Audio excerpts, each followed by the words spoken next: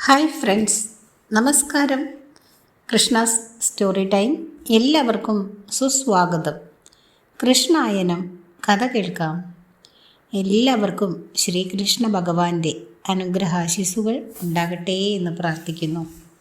കൃഷ്ണായനം കേൾക്കുന്ന എല്ലാവർക്കും ഹൃദയത്തിൽ നിന്നും നന്ദി. ഇന്നത്തെ ഭാഗത്തിലേക്ക് ഓം ശ്രീകൃഷ്ണ പരമാത്മനേ നമഃ. രുക്മിവധം. ഹസ്തിനപുരത്തിൽ നിന്നും അശ്വമേധം കഴിഞ്ഞ് കേശവൻ ദ്വാരകയിലെത്തിയിട്ട് അധിക ദിവസങ്ങളായില്ല. ലോകത്തിൽ നാളിതുവരെ നടന്നിട്ടുള്ള അശ്വമേധങ്ങളിൽ ഏറ്റവും പ്രൗഢമായ യാഗമാണ് കേശവൻ്റെ നേതൃത്വത്തിൽ നടന്നത്. ഹസ്തിനാപുരത്തിലെ അന്തരീക്ഷം മഖധൂമം കൊണ്ട് ഗന്ധമുറ്റ് തമസ്സാണ്ടുകിടന്നു. അശ്വമേധം യജിച്ചത് ധർമ്മജനാണെങ്കിലും അതിൻ്റെ എല്ലാ ഉത്തരവാദിത്തവും കേശവനായിരുന്നുവെന്ന് പ്രശസ്തമാണ്. മാത്രമല്ല, പരീക്ഷിത്തിൻ്റെ ജനനം കൂടിയായപ്പോൾ മാധവൻ്റെ പരിവേഷം വളരെ വർദ്ധിച്ചു. അത്ഭുത ജ്യോതിസായി കേശവൻ ജനഹൃദയങ്ങളിൽ സ്ഥാനം പിടിച്ചു. രുക്മിണിയുടെ ജ്യേഷ്ഠ സഹോദരൻ രുക്മി കേശവനുമായി മൈത്രീബന്ധത്തിലായിരുന്നില്ലല്ലോ.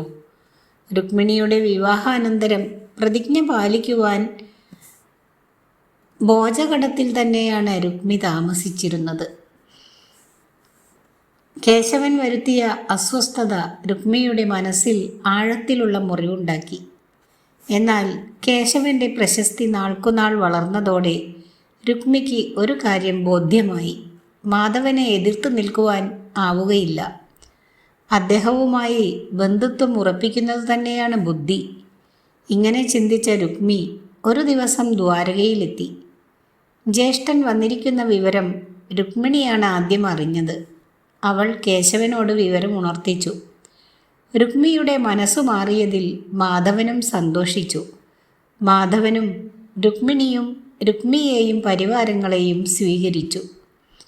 സഹോദരിയുടെ ഭവനത്തിൽ ആദ്യമായി വരികയാണ് രുക്മി. എല്ലാവിധ ആർഭാടങ്ങളോടെയും സ്യാലനെ മാധവൻ ആദരിച്ചു.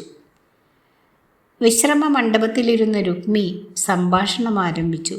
മാധവനും രുക്മിണിയും ആനന്ദത്തോടെ നികടത്തിലിരുന്നു. രുക്മി പറഞ്ഞു: മാധവ, ഞാൻ ഏറെ കാലം ആഭിജാത്യത്തിൻ്റെ അന്ധകാരത്തിലായിരുന്നു. ജരാസന്ധനുമായുള്ള ബന്ധമാണ് എന്നിൽ തമസ്സുണ്ടാക്കിയത്. അതുമൂലം സഹോദരിയെക്കുറിച്ചോ നിന്നെക്കുറിച്ചോ ഞാൻ ചിന്തിച്ചില്ല. ഇപ്പോൾ യാഥാർത്ഥ്യം ബോധ്യമായി. വിരോധങ്ങൾ മറന്ന് ഒന്നിച്ചു പുലരുവാൻ ഞാൻ ആഗ്രഹിക്കുന്നു. പിന്നെ നിന്റെ ഇഷ്ടം പോലെ. മാധവൻ പുഞ്ചിരിച്ചുകൊണ്ട് പറഞ്ഞു: വിദർഭപദേ, എനിക്ക് കാലുഷ്യമില്ല. ആരോടും ഞാൻ വിരോധം പുലർത്താറില്ല. ഇത് ശുഭകാലമാണ്. അങ്ങയുടെ മനസ്സ് മാറിയല്ലോ. വിരോധിക്കുവാൻ എളുപ്പമാണ്, സ്നേഹിക്കുവാനാണ് പ്രയാസം. സന്തോഷത്തോടെ പെരുമാറുവാൻ കഴിയുന്ന ഒരു മനസ്സുണ്ടാവുക എന്നതു തന്നെ വലിയ കാര്യം. അത് താങ്കൾക്കുണ്ട്. ഇനിമേൽ നമുക്ക് സ്നേഹത്തോടെ വസിക്കാം. ആനന്ദത്തോടെ രുക്മി പറഞ്ഞു.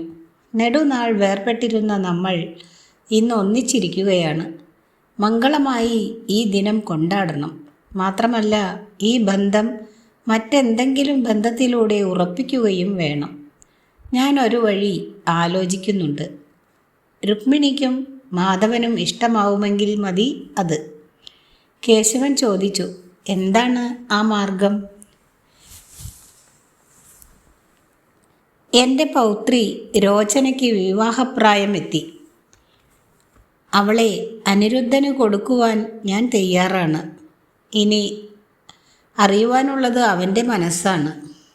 കേശവൻ പറഞ്ഞു: വിവാഹം വരൻ്റെ താൽപ്പര്യത്തിനനുസരിച്ചാണ് നടത്തേണ്ടത്. വധുവുമായി പൊരുത്തപ്പെടേണ്ടത് അവനാണ്. അതുകൊണ്ട് വരനുമായി ചോദിച്ചിട്ട് ഒരു തീരുമാനമെടുക്കാം. രുക്മിക്ക് മാധവൻ്റെ വാക്കുകൾ നന്നേ ബോധിച്ചു. രുക്മി ദ്വാരകയിൽ തന്നെ കഴിഞ്ഞു. കേശവൻ അനിരുദ്ധനെ വിളിച്ചു പറഞ്ഞു: വളരെ ചിന്തിച്ച് തീരുമാനമെടുക്കേണ്ട ഒരു കാര്യം നിന്നോട് പറയുകയാണ്. എടുത്തുചാട്ടവും പൊടുന്നനെയുള്ള ഉത്തരവും ആവശ്യമില്ല. ഭോജകടത്തിലെ രുക്മിയുടെ പൗത്രി രോചനയെ നിന്നെക്കൊണ്ട് വിവാഹം ചെയ്യിപ്പിക്കുവാൻ ആലോചിക്കുന്നു. വിവാഹിതനാണ് നീ, അതുകൊണ്ട് ആലോചിച്ചു പറഞ്ഞാൽ മതി. ഒരു കാര്യം മാത്രം ഓർക്കണം, ഏത് കർമ്മത്തിനും ഒരു ലക്ഷ്യമുണ്ടായിരിക്കണം. ഈ വിവാഹവും അത്തരമൊരു ലക്ഷ്യത്തോടെയാണെങ്കിൽ ശ്രേഷ്ഠമാണ്. നെടുനാളായി വിരോധത്തിൽ കഴിഞ്ഞിരുന്ന രണ്ട് കുടുംബങ്ങളുടെ അകൽച്ച മാറി ചാർച്ചക്കാരാവുകയാണ് ഈ ബന്ധുത്വം മൂലം. വിവാഹം വ്യക്തമായ ലക്ഷ്യത്തോടെയാണ് നിർവഹിക്കേണ്ടത്. ഭാര്യാഭർത്തൃബന്ധം എന്ന ജൈവിക വികാരത്തിനുപരി സമൂഹത്തിൻ്റെ കെട്ടുറപ്പിനും പൊരുത്തപ്പെടലുകൾക്കും അത് ബാധകമാവണം. അതാണ് എൻ്റെ ലക്ഷ്യം. നീ ആലോചിച്ചു പറഞ്ഞാൽ മതി. അനിരുദ്ധൻ വിവാഹത്തിന് സമ്മതിച്ചു. വിവാഹത്തെക്കുറിച്ചുള്ള മാധവൻ്റെ കാഴ്ചപ്പാട് ശരിയാണെന്ന് അനിരുദ്ധനും തോന്നി. സ്വതന്ത്രമായി ചിന്തിക്കുവാനാണ് മുത്തച്ഛൻ പറഞ്ഞത്. വിവാഹം കാമപൂർത്തിയല്ല, സമൂഹത്തിൻ്റെ നന്മയ്ക്കുതകുന്ന വിശുദ്ധ കർമ്മമായിരിക്കണം. പരസ്പരമുള്ള വിരോധവും ആഭിജാത്യക്കുറവും പരിഹരിക്കുവാൻ ഇതുമൂലം കഴിയും. ബന്ധുത്വമാണ് ശ്രേഷ്ഠം. ഇങ്ങനെ ചിന്തിച്ച അനിരുദ്ധൻ ആദ്യ ഭാര്യയുടെ അനുവാദത്തോടെ വിവാഹത്തിനുറച്ചു. അനിരുദ്ധൻ്റെ വിവാഹം ആഘോഷത്തോടെ നടന്നു. ആ കല്യാണ മഹോത്സവത്തിൽ മാധവനും പത്നിമാരും ബലരാമനും ദേവകിയും എന്നുവേണ്ട സകല ബന്ധുജനങ്ങളും പങ്കെടുത്തു. സർവയാദവ പ്രമാണിമാരും രുക്മിയുടെ കൊട്ടാരത്തിൽ പോയി ബന്ധുത്വത്തോടെ പെരുമാറി. അതുവരെയുണ്ടായിരുന്ന വൈരാഗ്യം രണ്ടു കൂട്ടരും മറന്നു.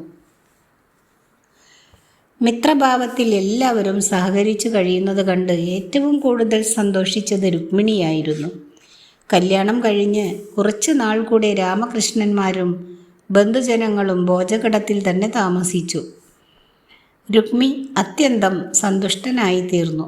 ഒരു ദിവസം കൊട്ടാരത്തിൽ സ്നേഹിതനായ കലിംഗനുമൊത്ത് രുക്മി സംസാരിച്ചു കൊണ്ടിരിക്കുകയായിരുന്നു. കലിംഗൻ പറഞ്ഞു, രുക്മി, നീ ഭാഗ്യവാനാണ്.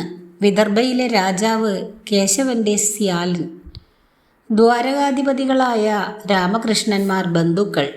അതുവഴി ഹസ്തിനാപുരവും ധർമ്മിഷ്ഠനായ യുധിഷ്ഠിരനും ബന്ധുവായി കഴിഞ്ഞു. അങ്ങനെ നോക്കിയാൽ താങ്കളെപ്പോലെ ബന്ധുബലമുള്ളവർ കാണുകയില്ല.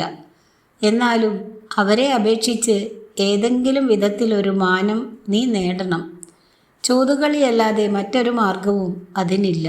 ചൂതുകളിയിൽ ജയിച്ചാൽ ആ ബഹുമതി അങ്ങേക്ക് ലഭിക്കും.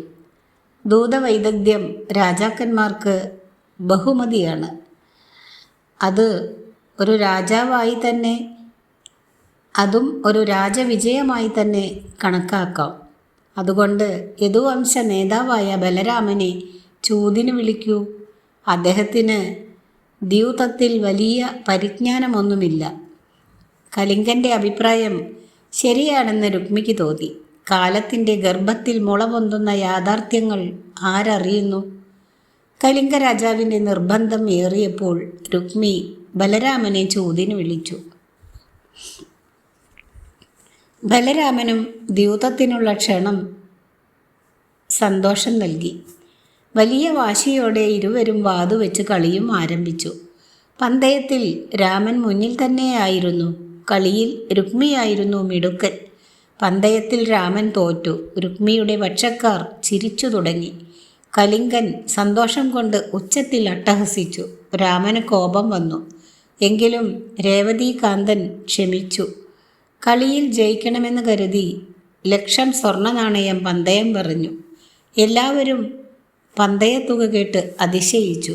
രുക്മി ജയിച്ചാൽ എത്ര തലമുറ വേണമെങ്കിലും സുഖമായി കഴിയുവാനുള്ള പന്തയ സ്വർണമാണ് ലഭിക്കുക. ബലരാമൻ വളരെ ശ്രദ്ധാപൂർവം കളിച്ചു. ആ പോരാട്ടത്തിൽ സീരി ജയിച്ചു. ആ വിജയം രുക്മി വകവെച്ചു കൊടുത്തില്ല. ജയിച്ചത് താനാണെന്ന് അസത്യപ്രസ്താവന നടത്തി. രുക്മിയുടെ വാക്കുകളിൽ അടങ്ങിയിരിക്കുന്ന അസത്യം മനസ്സിലാക്കിയ മുസലിക്ക് വെറുപ്പും തോന്നിയെങ്കിലും ബന്ധുത്വം ഓർത്ത് ക്ഷമിച്ചു. വീണ്ടും കളി തുടർന്നു. രണ്ടാമത്തെ പ്രാവശ്യവും ബലഭദ്രൻ തന്നെ ജയിച്ചു. രുക്മി അതും തർക്കിച്ചു. അവൻ വിളിച്ചു പറഞ്ഞു, ഈ നിൽക്കുന്നവർ പറയട്ടെ, ജയിച്ചത് ആരാണെന്ന്. ജയിച്ചത് ഞാൻ തന്നെയാണ്. അതിനെന്താ ഇത്ര സംശയം? അല്ലെങ്കിൽ ഇവർ പറയട്ടെ. കലിംഗനും അവൻ്റെ സുഹൃത്തുക്കളും രുക്മി തന്നെയാണ് ജയിച്ചതെന്ന് വിളിച്ചു പറഞ്ഞു. അവർ രുക്മിയുടെ കൂട്ടാളികൾ ആയിരുന്നല്ലോ. കാണി നേരം കഴിഞ്ഞപ്പോൾ ആകാശത്തു നിന്നും ഒരു ശബ്ദം പ്രതിധ്വനിച്ചു. രുക്മി പറയുന്നത് അസത്യമാണ്. ചൂതിൽ ജയിച്ചത് രാമനാണ്. ആകാശവാണി കേട്ടപ്പോൾ ചുറ്റും നിന്നവർ പരുങ്ങി. ചിലർ പിൻവാങ്ങി. പക്ഷേ മതാന്തനായി രുക്മി പറഞ്ഞു, മായ കൊണ്ട് ആകാശത്തിൽ ഇങ്ങനെ വാക്കുകൾ കേൾപ്പിക്കുവാൻ ആർക്കും കഴിയും. ജയിച്ചത് ഞാൻ തന്നെയാണ്. മാനം വേണമെങ്കിൽ നേരെ നിന്ന് കളിച്ച് ജയിക്കണം. അല്ലാതെ അശരീരി കേട്ടൊന്നും പറഞ്ഞ് ജയിക്കുവാൻ നോക്കരുത്. അതൊക്കെ ദ്വാരകയിൽ മതി. പശുക്കളെ മേച്ചും കാട്ടിലെ ഞാറക്കായ്കൾ തിന്നും തെണ്ടി നടന്ന നിങ്ങൾക്ക് ക്ഷത്രിയരോട് ചോത് കളിക്കുവാൻ വശമില്ലെന്ന് തുറന്നു സമ്മതിക്ക്. നാണക്കേടൊന്നും തോന്നുക വേണ്ട. ചൂതിലും പോരിലും സാമർത്ഥ്യം അരച്ചർക്കല്ലാതെ ഇടയർക്കെങ്ങനെ ഉണ്ടാകുവാനാണ്? രുക്മിയുടെ ഭർത്സനങ്ങൾ രൂക്ഷമായി. രുക്മി ക്ഷണിച്ചു വരുത്തിയ നരപതികൾ ഹാസ്യം കലർത്തി ചിരിച്ചു. സംഘർഷണൻ്റെ അന്തരംഗത്തിൽ കോപത്തിൻ്റെ ഒരു അഗ്നിപർവ്വതം തന്നെ പൊട്ടി. ബലഭദ്രൻ കോപം ചവച്ചരച്ചുകൊണ്ട് പറഞ്ഞു, രുക്മി, ഇത് നിന്റെ ഭവനമാണ്. വിളിച്ചു വരുത്തി ആക്ഷേപിക്കരുത്. ഞാൻ ഇതുവരെ സഹിച്ചത് ബന്ധുത്വമോർത്താണ്. ക്ഷമയ്ക്കും അതിരുണ്ട്. അനാവശ്യ പദങ്ങൾ നിർത്തുക. ക്ഷമ പറഞ്ഞ് നിനക്ക് ജീവൻ രക്ഷിക്കാം. ഇല്ലെങ്കിൽ ആ ജീവൻ ഞാൻ എടുക്കും. രുക്മിയും കോപാകുലനായി. ക്ഷമ പറയാനോ? എന്തിന്? എന്നോടാണ് നിങ്ങൾ ക്ഷമ പറയേണ്ടത്. ദ്യൂതത്തിന് വശമില്ലെന്ന് സമ്മതിച്ചാൽ മതി. ഇത് കോലെടുത്ത് കാലികളെ തെളിക്കുന്നത് പോലെയല്ല. രുക്മി! അതൊരലർച്ചയായിരുന്നു. സീരിയുടെ കണ്ണുകൾ വിടർന്നു. വദനം അന്തിമേഘം പോലെ ചുവന്നു. കണ്ണുകളിൽ ചുവപ്പൊഴുകിയിറങ്ങി. രക്തനയനങ്ങളിൽ കാലം വിറച്ചു നിന്നു. കരത്തിൽ ബലത്ത പരിഘം ഉയർന്നു. എന്താണ് സംഭവിക്കുന്നതെന്നറിയാതെ ജനങ്ങൾ ഭയന്നു.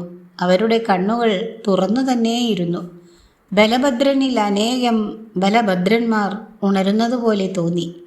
അവരുടെ എല്ലാം കരങ്ങളിൽ പരിഘങ്ങൾ മിന്നിത്തുടിച്ചു. ബലഭദ്രൻ ആഞ്ഞുയർന്നു. രുക്മി, നിന്റെ ജന്മം അവസാനിക്കുകയാണ്. ആരോ ഉച്ചൈസ്തരം ഉദ്ഘോഷിക്കും പോലെ തോന്നി. ഇടിവെട്ടുന്ന സ്വരത്തിൽ അലറിക്കൊണ്ട് ബലരാമൻ പരിഘം കൊണ്ട് രുക്മിയെ ആഞ്ഞടിച്ചു. ശിരസ്സു ചിതറി അവൻ ഭൂമിയിൽ വീണു. പിടഞ്ഞു പിടഞ്ഞു മരിച്ചു. രുക്മി മരിച്ചത് കണ്ടപ്പോൾ കലിംഗൻ രക്ഷപ്പെടുവാൻ ഓടി. ഗദയെറിഞ്ഞ് രാമൻ അവനെ കൊന്നു. ബാക്കിയുള്ള രാജാക്കന്മാരെയും ബലരാമൻ അടിച്ചു കൊന്നു.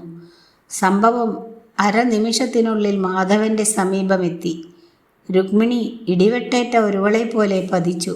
മോഹം മാറിയപ്പോൾ വിലപിച്ചു. സംഭവത്തിൽ കേശവൻ നിശബ്ദനായി. ജ്യേഷ്ഠൻ ചെയ്തത് നന്നായെന്നു പറഞ്ഞാൽ രുക്മിണി എതിർക്കും. മറിച്ചു പറഞ്ഞാൽ ജ്യേഷ്ഠനും ഇഷ്ടമാവുകയില്ല. അതുകൊണ്ട് മാധവൻ മൗനം അവലംബിച്ചു. രുക്മിയുടെ ചരമക്രിയകൾ എല്ലാം വേദവിധിപ്രകാരം അനുഷ്ഠിച്ചു. മാധവൻ ഭാര്യമാരോടും മറ്റു ബന്ധുജനങ്ങളോടുമൊത്ത് ദ്വാരകയിലേക്ക് പോയി. രുക്മിണിയെ കേശവൻ വേണ്ടവിധം ആശ്വസിപ്പിച്ചു. ഇതോടുകൂടി ഇന്നത്തെ ഭാഗം അവസാനിച്ചിരിക്കുന്നു. അടുത്ത ദിവസം രുക്മിണി സാന്ത്വനം എന്ന ഭാഗം കേൾപ്പിക്കാം. വീഡിയോ ഇഷ്ടമായാൽ എല്ലാവരും ഒന്ന് ലൈക്ക് ചെയ്യുക. കൃഷ്ണായനം എന്ന ഈ പുസ്തകത്തിൻ്റെ രചയിതാവ് തുളസി കോട്ടുക്കൽ, പബ്ലിഷേഴ്സ് ഹരിശ്രീ ബുക്സ് പുനലൂർ. ഓഡിയോ നിങ്ങളിലേക്ക് എത്തിച്ചത് കൃഷ്ണകുമാരി. Thank you.